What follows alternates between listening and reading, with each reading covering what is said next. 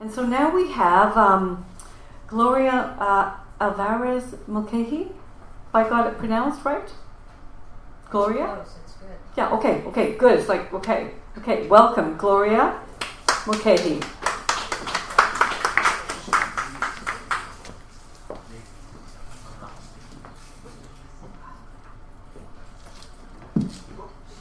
Good day.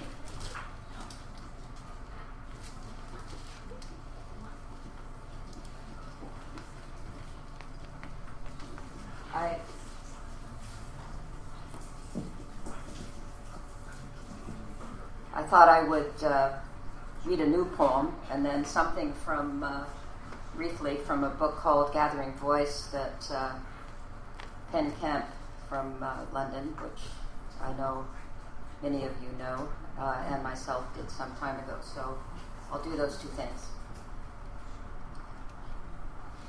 The recent poem is called Ul, which means night traveler, and Kultrung, which I'll refer to in here, has to do with the Mapuche people, and it refers to the drum, the Kultrung. Do you hear me okay in the back? Because I can speak louder. Is it good? Okay. So, night traveler. Indigo night falls into dark earth fragrance. Owl spirit rises on deep curve of moon, and the cool troon sings up the fireflies to dance among the stars, until spirit becomes wind in this night of silence, one canoe, one passenger going home. In this night of silence, one canoe, one passenger going home. Thank you.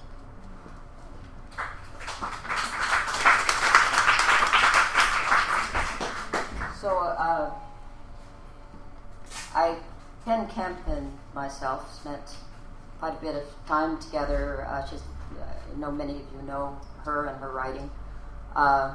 We spent a great deal of time together, reading poems back and forth and sharing our poems together, and they were also publishing them. So this book of poems is called Gathering Voice, and it includes, there's a photograph of a turtle on the front, which I happened to come across, a huge one, mother turtle like this, on a 2-lane road as I was going on the back roads going to the lake one time. So the poems are fairly earth-focused.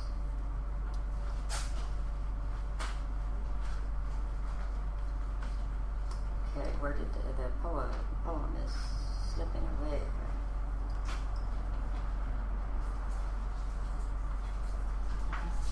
Descent. There is a time of the dark voyage where silver bubbles of the descent float upward. Pathways explode, seal us in this sea tomb. Beyond the kelp beds, anemones bloom. On rocky reefs, under the eye of the blue shark, I will carry you into sleep.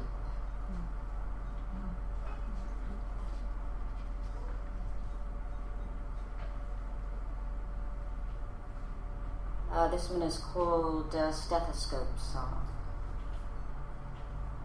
A stethoscope intrudes into the tone-dense cavity of my chest, steals intimate sounds like a lover's ear pillowed on my sleeping breast.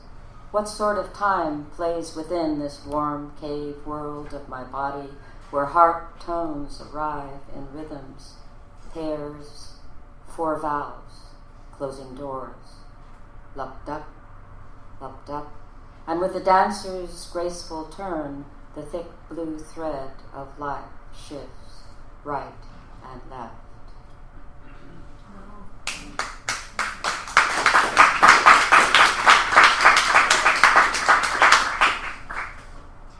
I flipped through the book. I had an agenda, but as is frequently the case, I'm changing it. It's called Going Home. It was a poem for my mother. I swear that I shall never love again. I tell myself many lies, knowing all along the terrible truth of it all. Yes, the phone rings. We will leap out of our dreams into new skins. She's gone. While in another bed, not yet empty, an old one sleeps. I know the stale breath of emptiness about to blow through my chest. I fear being only a passageway for dreams and spirits, a winter husk turned November gray. I am caught by the north wind, chilling Pyramid Lake. I spit hollow notes down the throat of morning songs. I fear the eye of the eagle, his strong yellow beak. I fear the rhythms of ravens' wings. I am afraid of losing you, afraid of losing myself, the seed pod that sometimes rattles herself into a dance, limbs remembering bones, and the bones, the drum beat.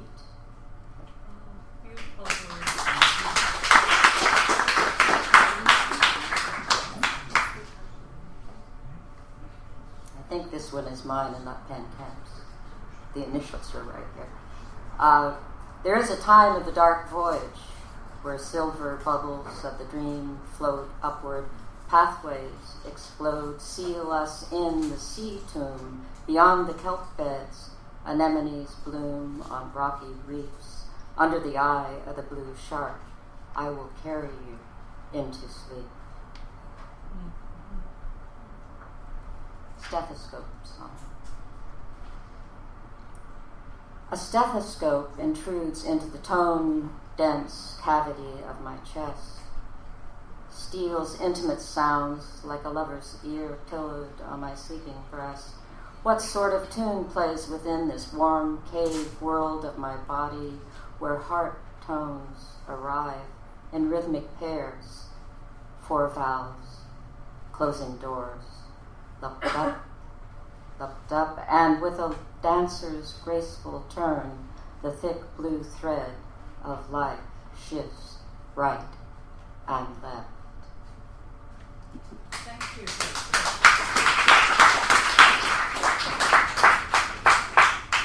Maybe one more?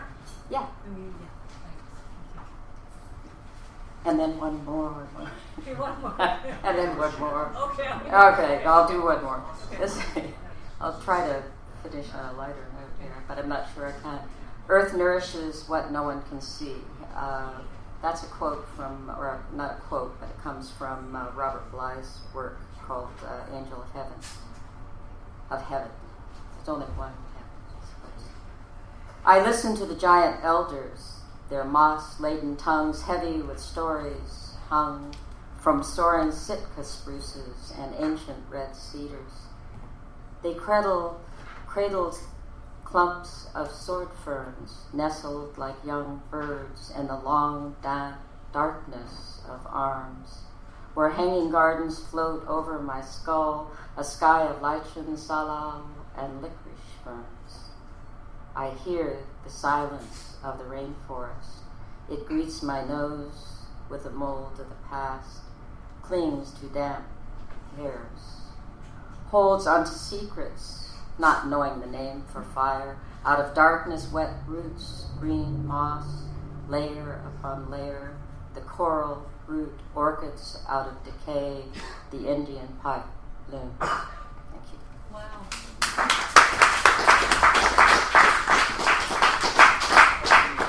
And I oh my God, that's so beautiful, Gloria. Thank you. Wow. I'll pass this around, yeah. If you part. I mean, we could keep going like literally forever. I mean, I could keep going like all night, except we have to. Yeah. So, and what I'm impressed with is that each person who stands. Sorry, I'll send it. Do you want to pass it around? Sure. Yeah. We have a question. What Native Indian group this young lady would like to know? What Native Indian group? Salashi on Inumuya, the Cherokee Nation. So what I'm impressed with is every person that comes and stands here this evening in front of a microphone and reads, something that is very special to them and what they've. I'm just impressed that each person just stands here and embodies this amazing grace and amazing brilliance. So thank you, Gloria.